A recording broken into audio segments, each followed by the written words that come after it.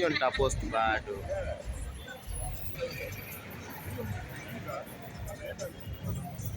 Unaona mimi nikitaka kurekodi, unaona gari inatokea pale.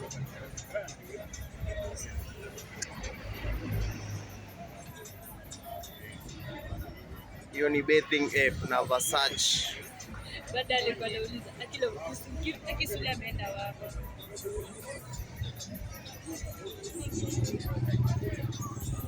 Unaona sasa